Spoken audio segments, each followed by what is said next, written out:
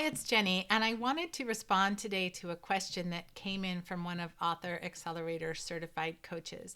This is a coach who's very successful, who has a strong business and a strong zone of genius and is doing really well. But the question was around the frustration that she's feeling when writers come into a discovery call with her and they're balking about the price of services.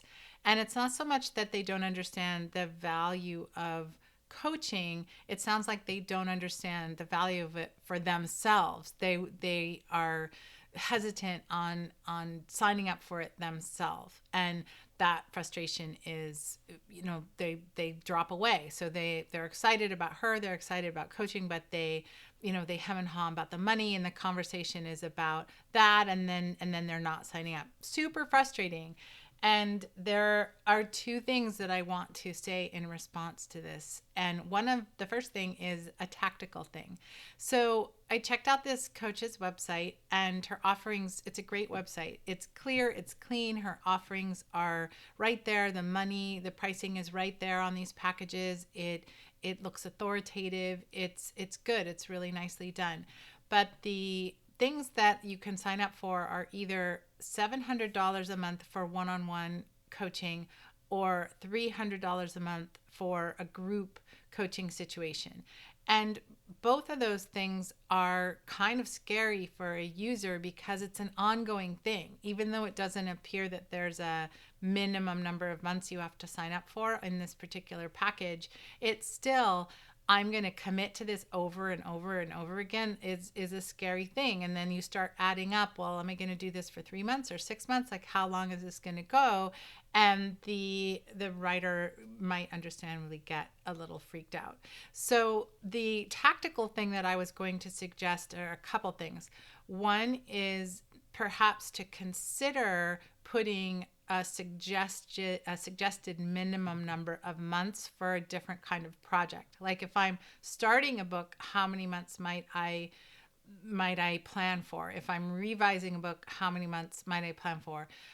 If there's a way to show how many months this might be or what the commitment might look like. So just a little more explanation or understanding of how that works.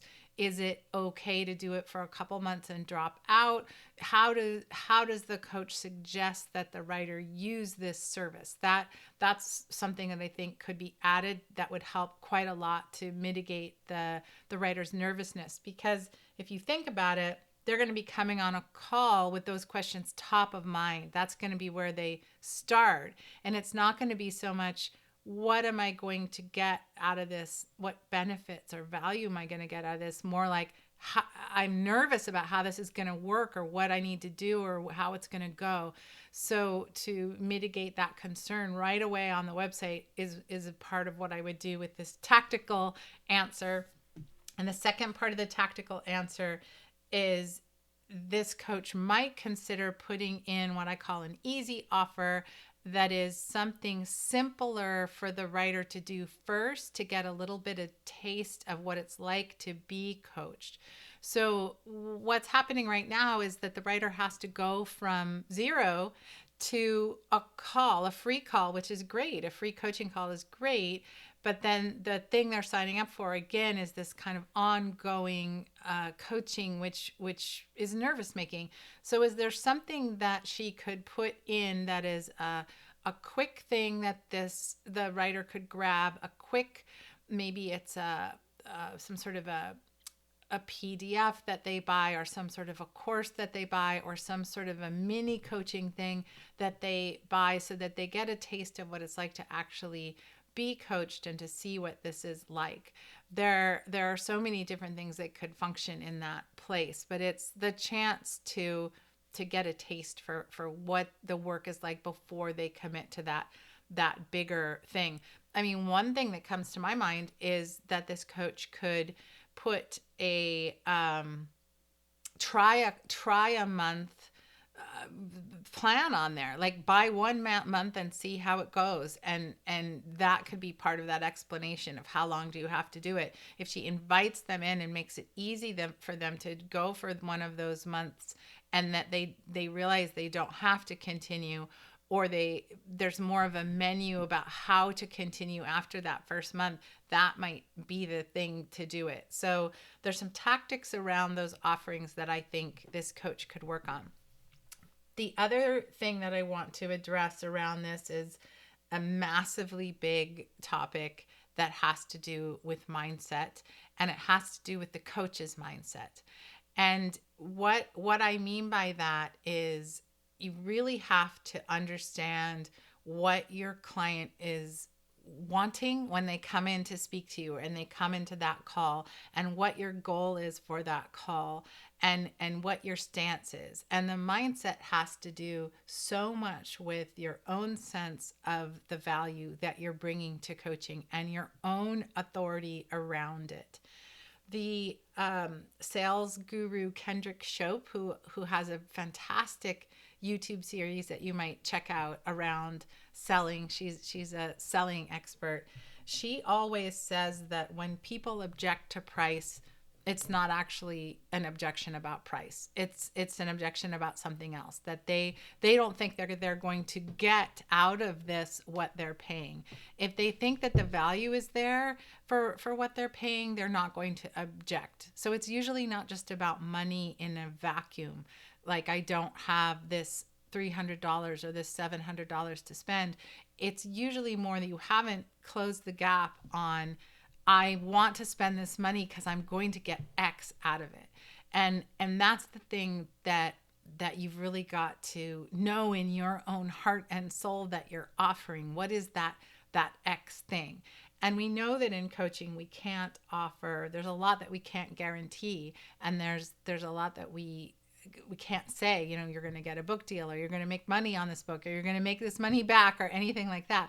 But what we can do is talk about the really powerful, intangible things that writer is going to get. And what is it that your particular writers most need? That's the thing to try to figure out. So does this coach's writer, do most of the people coming to her, is it that they need confidence to finish their work? Is that, are they worried that they're not good enough?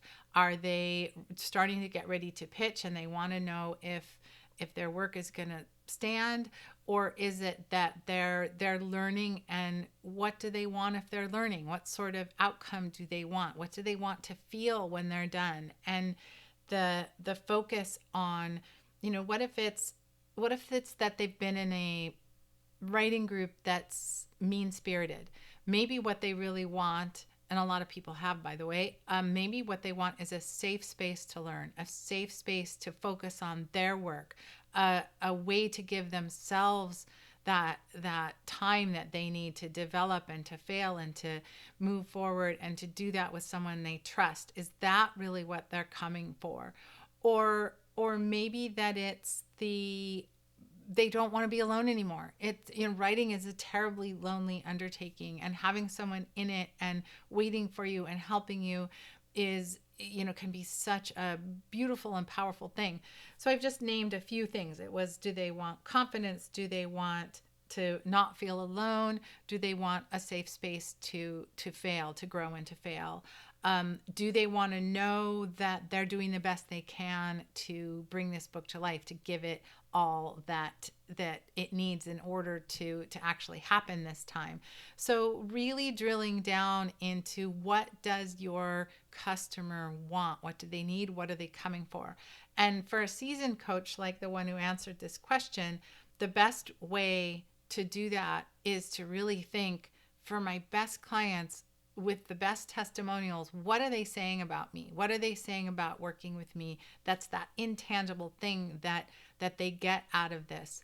And so this is circling back around now. Once you know that about your client, on these calls, your mindset has to be to talk about those things. This is what I'm going to do for you. When you work with me, this is what it's going to feel like. This is what you're going to get out of it. This is why it's going to be so powerful. And to really own your awesomeness. And that's the mindset shift that's so, so hard.